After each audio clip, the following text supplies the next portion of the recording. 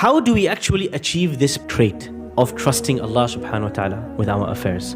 And how do we rise in the ranks? How you describe what's happening to you and how you understand it and how you frame it is half of the journey of the soul. To remember, Allah is my wakil. The one who sent this to me is my agent, my trustee. The one I have trusted all of my affairs to. He is the one who's put me in this situation. Who's going to take me out? The one who put me in can take me out. And when you are feeling despair and anxiety and worry, you have to remember these situations when Allah gave you, when you never asked for something. What's the reaction of Ibrahim alayhi salam's wife? She was amazed. Whoa, how is it possible for me to have a child? If you want to learn how to trust Allah, you have to go and watch the birds. Contentment is you tried your best, you exhausted yourself, you want ihsan, the best of the best in everything that you do, and yet, whatever Allah gives me, I'm happy. We do not believe Allah is competent to take charge of our affairs. We do not believe that Allah is enough for us. When you reach that moment in which you can trust Allah and you can resign your affairs to Him and you are relaxed about the outcome, you'll find yourself confident to do things you never did before. Why? You'll find yourself taking risks, calculated risks that you never took before. Why? Because you trust. I have to just take the plunge and Allah will guide me to the pearls in the sea. Many of us, we want to from afar look at the sea, theorize about the beauty of the pearls, talk about the pearls with our friends, and imagine somehow that they will manifest itself. But it is only he who is ready to take the plunge, dive in, take the risk, hold your breath, and make an attempt. It is only they who will get the pearls in the end. Imam al-Shafi'i makes this point when he says, بِقَدْرِ الْكَدِّ تُكْتَسَبُ الْمَعَالِ وَمَنْ طَلَبَ الْعُلَى سهر الليالي ومن رام العلا من غير كد أضاع العمر في طلب المحال تروم العز ثم تنام ليلا يغوص البحر من طلب اللآلي. He says, if you think that you want to reach high places but you want to snore at night, you're never going to get there. Don't you see that in order to get pearls, people have to dive deep into the sea? It takes tawakkul in order to take such risks. How do we actually achieve this trait of trusting Allah subhanahu wa ta'ala with our affairs? And how do we rise in the ranks? The first step is you need what we call wakil glasses. What are wakil glasses?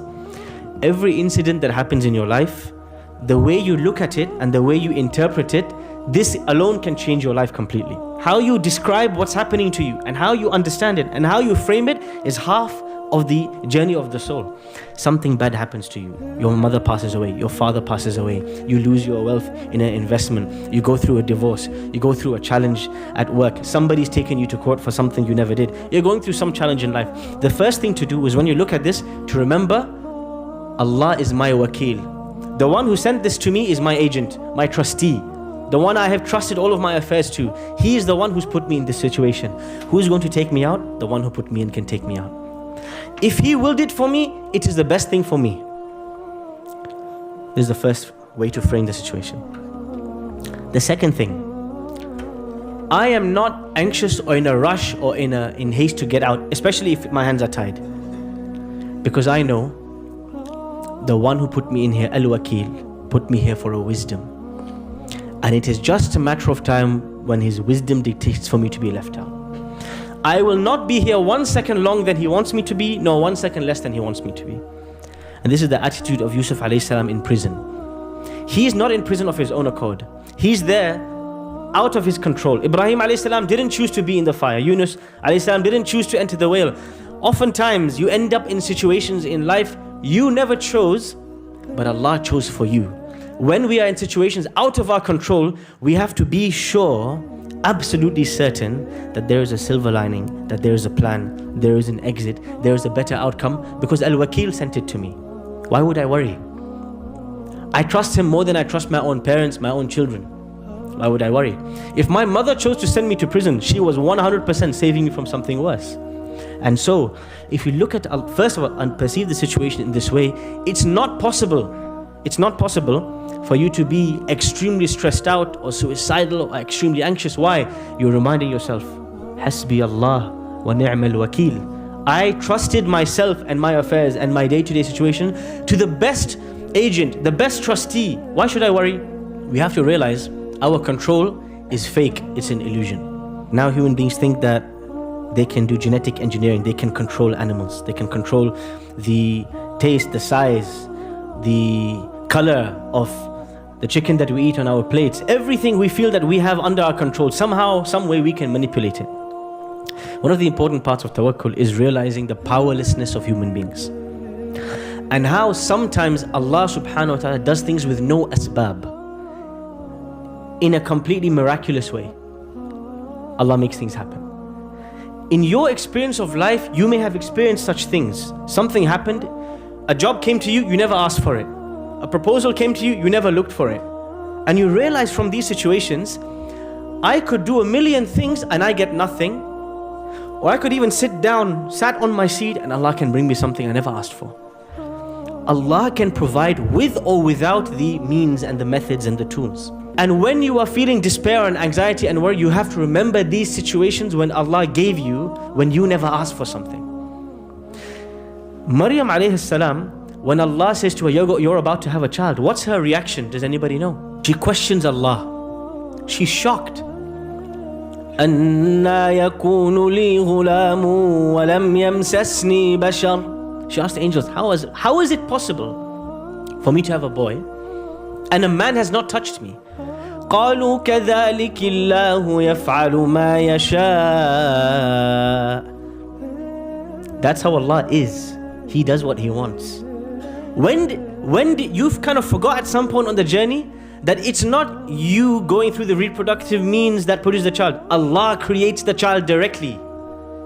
You're just going through the process, but Allah creates directly. It's nothing to do with you. It's to do only directly with His intervention. When Ibrahim alayhi salam is congratulated, him and his wife are congratulated with a child. What's the reaction of Ibrahim alayhi salam's wife? She was amazed. Whoa, how is it possible for me to have a child? قَالُوا أَتَعْجَبِينَ مِنْ أَمْرِ اللَّهِ. They said, how can you be amazed at Allah's command? Why? Because just like Maryam alayhi salam, just like the wife of Ibrahim alayhi salam, we get used to the idea that it's my CV that brings the job, and it's this reproductive process that brings the children, and it's these steps is what brings a child, and we are shocked at the idea it can come with no steps. And this is the second way to increase your tawakkul, to remember the stories of people and the stories in your own life when things happened without you trying, without you seeking, without you going out of your way, Allah brought it to you. Now you think about in your own life, what are the things you were given, you were provided for, without looking, without asking? If you think about those things, every time something goes wrong in your life, every time you're stuck in a process, I'm trying to look for a wife, I can't find a wife, I'm looking for a job, I'm stuck, and you feel anxious about it, remember Allah has provided for you with nothing. And that's why in the Quran Allah says, وَمَا لَنَا أَلَّا نَتَوَكَّلَ عَلَى اللَّهِ وَقَدْ هَدَانَا سُبُلَنَا. How can I not leave my affairs to Allah when He showed me how to get here in the first place without me trying? He showed me how to get here. Surely I can trust Him for the remainder of the journey. One of the interesting statements of the Prophet ﷺ when it comes to trusting Allah is that he says, if you want to learn how to trust Allah, you have to go and watch the birds. Seriously, you have to go watch the birds. Weather is good, go find somewhere, go bird watching. Watch a documentary about birds. لو أنكم تتوكلون على الله حق توكله لرزقكم كما يرزق الطير. He said, if you were to trust Allah properly, He would have provided for you like He provides for the birds. They leave in the early morning with an empty stomach and they return in the evening with a full stomach. The birds live day to day with no guarantee I have food for tomorrow. They don't have savings. Have you seen a refrigerator in a bird's nest? Anybody seen a freezer? No? Bank account? They have no clue what's happening tomorrow. Us, with our insurance policies and our bank accounts and refrigerators, we're still anxious about next week. These guys have no clue what's happening in 3 hours' time. They leave in the morning, empty stomach with only one conviction. The one who provided for me yesterday will provide for me today. There's another important point there. They leave in the early morning. Yes. Those who wake up at 12 p.m. hoping for the futuhat of Allah and the miracles of Allah to descend. Yes. The birds work hard. The animal kingdom in general, you see very hard workers, from the bees to the ants to the birds. They don't stop moving. They exhaust themselves. And then Allah provides from them in a way that they never could imagine. If you wake up at 4 or 5 a.m., there's nothing in the world you can't obtain if you trust Allah in the process. Everything the Prophet ﷺ ever sought in his life, he woke up early for it. Whether it was knowledge, or closeness to Allah, or even military victory, he would always start in the early morning. That's the secret of his tawakkul. He would start before everybody starts, and then he would say, "Oh Allah, I've done my job, now it's your turn to show me the outcome." Ibn al-Qayyim rahimahullah, in Madarij al-Salikin, he heavily criticizes some of the ideas of the mutasawwifa, the Sufis of his age, who used to say, "Tarkut tadbir." If you want to reach a stage of trusting Allah, you have to sit back and kind of leave things be. And he said, no, that's not how you get help from Allah. You have to work hard. If anybody were to get help from Allah free, it would have been the Prophet ﷺ. Then why is it before a battle he's lining up his soldiers and he's arming them and he's strategizing and he's sending scouts and intelligence and placing them and he's got this whole strategy? Why? He can just leave it, Allah will help him. No, he knows it's obligatory on me to take the means for me to earn the help of Allah. So we have to exhaust ourselves in the means. So many people, they fall short in this regard. And then the second part, once you take the means, you have to divorce your mind and spirit and soul. This thing cannot bring me any good, and it cannot remove from me any harm. This is one of the very most difficult steps in tawakkul, is you submit an application and you say to yourself, my CV can do nothing if Allah wants otherwise. I leave it to Allah. Because you invested so much into it. You're going through the marriage process, signed up to 4 mobile apps and 3 websites and called all of your aunties and uncles and all the WhatsApp groups. Still I can't find. Are you trusting the groups and the websites, or are you trusting the one who created them? One time one of my teachers told me, he said, you know when you leave the house and you say, Bismillahi tawakkaltu ala Allah, and you lock the door of your house. He said, are you trusting the lock? Are you relying on the lock to protect the house? Because you know your whole house could be on fire and could leave just the door and the lock standing. Because sometimes we get obsessed with the tools. We get over-invested in the people.